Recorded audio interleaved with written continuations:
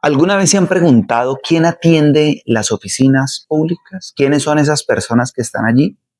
En muchos de los casos no se trata de funcionarios de planta, no se trata de personas contratadas directamente en la entidad, sino que se trata de prestaciones de servicios. Eh, los hay de dos tipos. Personas que trabajan durante el año en una entidad.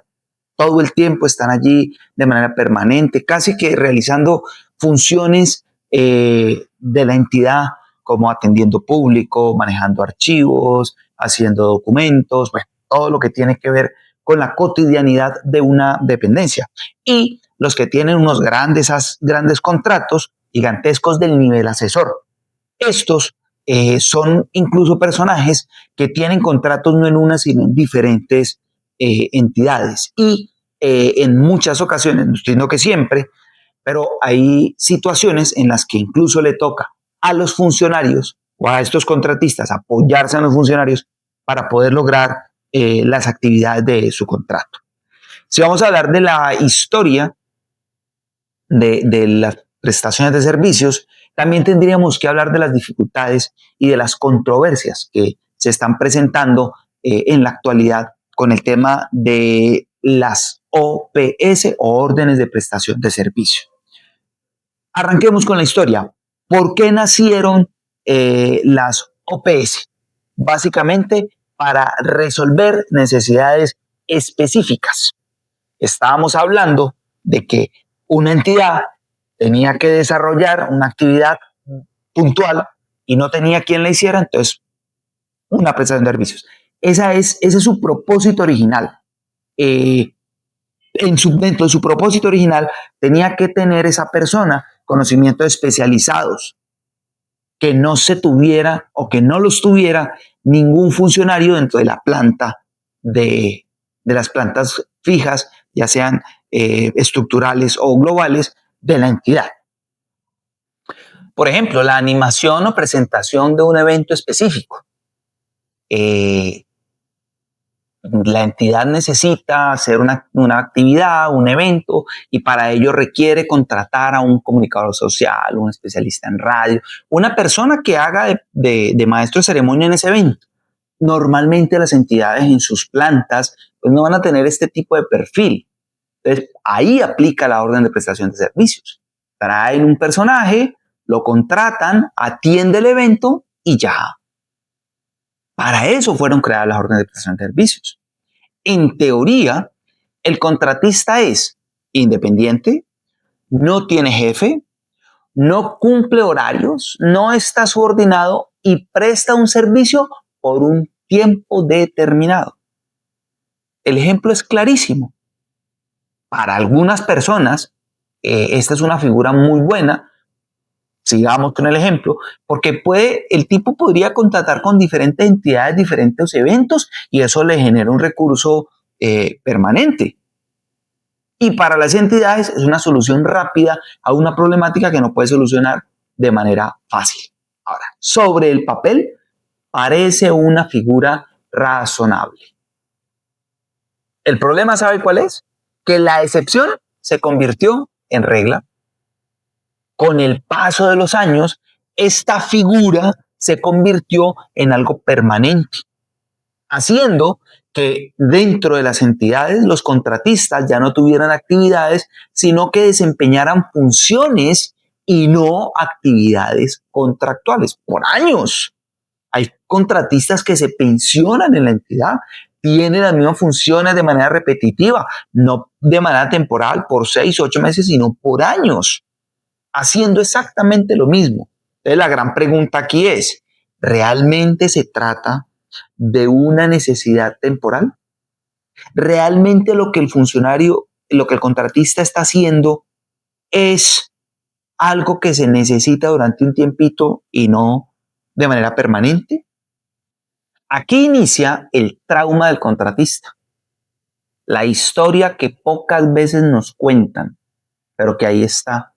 Esa historia o historias, porque no es una sola, son muchas historias de esos contratistas incluso que le tienen que dar plática a un tercero. y hay algunas ocasiones donde no es con plata, sino con otros menesteres que se debe pagar el favor de tener un contrato. La historia de la incertidumbre, de no saber si voy a continuar o no. Los funcionarios de planta tienen una estabilidad laboral, tienen unos respaldos, pueden estar afiliados a una organización sindical, bueno, todo lo que conlleva tener estos derechos de carrera administrativa. Incluso los provisionales también tienen muchísimos derechos. El contratista vive con una sarta de dudas permanentes. ¿Me van a renovar el contrato o no me lo van a renovar? ¿Habrá recursos? ¿El presupuesto será que alcanza? Ahora, si hay cambio de gobierno, ¿será que continúe? ¿Será que con este cambio de gobierno y el que ganó no era de mi corriente? ¿Qué va a pasar? ¿Seguiré trabajando? Esa es la gran duda. Pero bueno, supongamos que todo eso se sorteó y que todas esas dudas fueron, sí, vamos, arrancamos entonces el proceso contractual. Y aquí comienza otra carrera: certificados, documentos, fotos, actualizaciones y cosas raras como por ejemplo las verificaciones. ¿No le parece que el contratista es el que tiene que entrar a la página de las IAS, por ejemplo, Contraloría, Procuraduría, Fiscalía, Policía, Redam y todos estos papeles que verifican y que certifican que yo soy buen colombiano y una buena persona? Entonces, el contratista entra, verifica y descarga el documento y entrega el documento impreso. ¿Cómo la ve? Cuando es la entidad la que tiene que verificar. La entidad no tiene por qué imprimir el documento. La entidad no tiene por qué imprimir el documento. Y por supuesto, claro, las afiliaciones a Seguridad Social, a EPS, todos los temas que tienen que ver con ARL y pensión. Son exagerados, solicitan documentos ridículos, certificaciones online que simplemente es entrar a una página y verificarlo. Ahora, si la entidad le preocupa el tema contractual de la ley 80 y toda esta película de los manuales de contratación, pues hombre, simplemente la entidad puede generar un acto administrativo dentro del proceso contractual que quede inserto dentro de la carpeta, que diga que la entidad verificó que el funcionario X o Y encargado del proceso verificó los siguientes documentos online. Y ya quedó hecho el ejercicio de supervisión. Eso es suficiente. ¿Quién nos dice esto? Pues la ley antitrámites y la ley cero papel. Porque es imprimir un solo documento que certifique que se verificó, o imprimir los 7, 8, 9 documentos y multiplíquelo por no sé cuántos miles de contratistas en el país. ¿Cuántos bosques necesitamos para eso? ¿Cuánto bagazo de caña para poder sacar el papel, para poder imprimir todo eso? Claro. Y por supuesto, el pago de la seguridad social. Ese es otro dolorcito de cabeza. Claro, para quienes tienen unos honorarios altos, pues no es tan dificultoso, pues porque está el 40% del valor del contrato y sobre eso declaran y eso hace unas particiones raras allí. Bueno, esa es otra película. Pero quien se gana 2 milloncitos, 2 milloncitos, 200 y le restamos 508,000 y algo, pues quedaron ganando de nada. Más lo que hay que dar, la coimita que hay que dar, pues para acabar de completar. Entonces, ¿hasta dónde todos estos ejercicios no son tenidos en cuenta? Pero supongamos que también todo eso pasó y se logró firmar el contrato. Firmamos el contrato y vamos a arrancar. Ahora sí, vienen los informes, que las evidencias, que las fotografías, que las bitácoras, que los soportes, que los formatos de seguimiento. Son una cantidad de cosas impresionantes para usted demostrar que trabajó. Usted no solo está logrando alcanzar el proceso, sino que también. Pongamos un ejemplo: un contrato para hacer un informe. Pues contratan a un ingeniero que necesita hacer un informe sobre una obra X o Y, o sobre una necesidad. Entonces vamos a hacer un informe si este edificio necesita una intervención para que no se vaya a caer. Entonces el contratista viene, el ingeniero hace el informe y presenta el informe. Pero adicionalmente a eso tiene que presentar un informe de que hizo el informe. Por favor. Con el solo informe es suficiente para probar que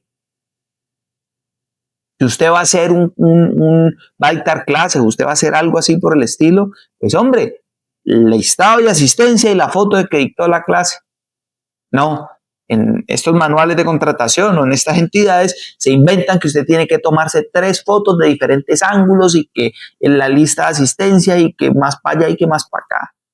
Que la foto tiene que tener la fecha de cuando se tomó la foto, cuando hoy en día la inteligencia artificial le pone la fecha que usted quiera. Puede tomar una foto vieja y le pone color y vea que quíteme el pelo que ya no tengo pelo. La foto de un compañero y le pone la cara mía. Ya eso hoy en día no es una evidencia. De pronto en algún momento pudo serlo, pero hoy, no, eso hoy en día no, para mí no aplicaría como evidencia. El supervisor debe ir al sitio y decir, sí, está dictando las clases. Para mí eso es una evidencia. Ahora, se termina invirtiendo más tiempo en los informes que en el trabajo mismo. Yo tengo una frase, no es para que la acuñe ni nada por decirlo. No basta con trabajar, también hay que probar que se está trabajando. Por favor. Para eso es la supervisión, por eso el supervisor garantiza de que sí está haciendo el trabajo. No es necesaria tanta cosa. Ahora, imagínense ustedes que a esto le pongamos un poquito más de otro condimento, el factor político. Otro aspecto que a mí personalmente me genera gran preocupación. ¿Por qué me genera gran preocupación? Porque es donde mayor cantidad de cosas extrañas se presentan. Ahora, si hay cambio de administración, como lo hablamos ahora, y de pronto quien ganó no fue quien el contratista apoyó, olvídese. El contratista teme por su permanencia cada que hay finalización de contrato. Teme por su permanencia en cada una de las situaciones que se pueden presentar dentro del proceso del contrato. Ahora, el contratista prefiere guardar silencio para evitar que les quiten su contrato, para evitarse problemas, para evitarse dificultades. Y aunque existen contratistas seleccionados por mérito y capacidad, también es cierto que la figura ha sido cuestionada porque facilita de gran manera el clientelismo. Es una figura que permite que los políticos le metan la mano. Clientelismo, constreñimiento electoral, bueno, todo lo que ustedes quieran. Ahora, esto no significa que todos los casos sean iguales, pero hagámonos una pregunta. ¿Puede existir verdadera independencia cuando el sustento económico depende de una renovación contractual periódica? Yo puedo pensar y decidir, supongámoslo electoralmente, cuando si no voto por A, pues me voy a quedar sin contrato. Ahora en esta época moderna se hablan de las relaciones tóxicas. Yo estoy con la muchacha me trata mal y yo la trato mal a ella y yo me la aguanto y ella me aguanta y nunca nos ponemos de acuerdo para solucionar. Esto es exactamente lo mismo. No es que una especie de relación laboral tóxica. Ahora, la gran pregunta es, ¿existe alguna alternativa? Yo personalmente conozco 2. Conozco una primera, que es las plantas temporales amarradas a los planes de desarrollo. Los planes de desarrollo son esos documentos que cada gobernante debe presentar ante su consejo o su asamblea o el Congreso de la República cuando llegan a ejercer en el Poder Ejecutivo para que les sea aprobado y ellos, como su nombre lo dice, a lograr el desarrollo del territorio que están gobernando. El ordenador del gasto, obviamente, dentro de ese plan de desarrollo, como es un plan, algo que yo pienso a futuro, puede meter allí el personal que necesita y crea la planta temporal. La segunda opción es el fortalecimiento de las plantas permanentes.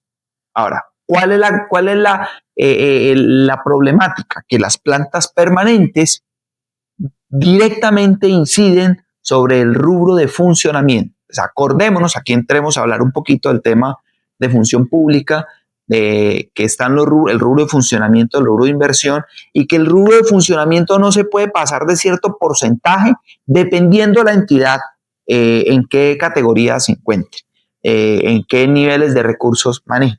Entonces, si se pasa de esos topes, pues puede caer en una ley de quiebras o puede caer en sanciones o puede tener algún tipo de problema.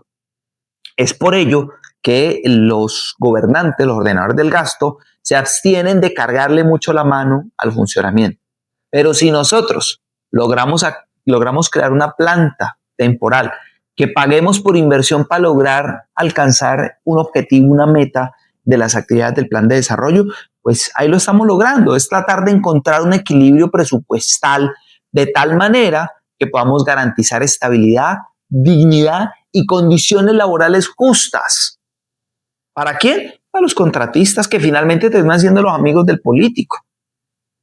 Porque quien está de prestador de servicios es porque tiene una relación directa tiene la confianza con el gobernante para estar en ese cargo. Ahora, la discusión no quiero que la planteemos, que la centremos en si los contratistas trabajan o no. Los contratistas trabajan. Eso está demostrado. En contadas excepciones no lo hacen, pero en su gran mayoría los contratistas hacen su trabajo. Ahora, la verdadera discusión es si el Estado debe seguir funcionando apoyándose en miles, y diría yo que cientos de miles de personas que realizan labores misionales bajo una figura que fue creada para actividades temporales. ¿Debería seguir funcionando así? Las OPS fueron creadas para facilitar la respuesta rápida a las necesidades cambiantes. Y eso ya no sucedió. Sigue sucediendo en determinadas ocasiones y a veces sí. Tenemos un prestador de servicios que venga y solucione y tapó y solucionó y claro, listo. Ahí la figura sigue siendo efectiva. Ahora, las OPS siguen cumpliendo su propósito original. No sé. ¿O es el momento de replantearse controles para este modelo? Un modelo que se corrompió, que le abrió las puertas al proselitismo, a la corrupción. ¿Sí? Finalmente, me gustaría que nos dejes tu opinión en los comentarios. Comparte este video para que sigamos viviendo contrariamente.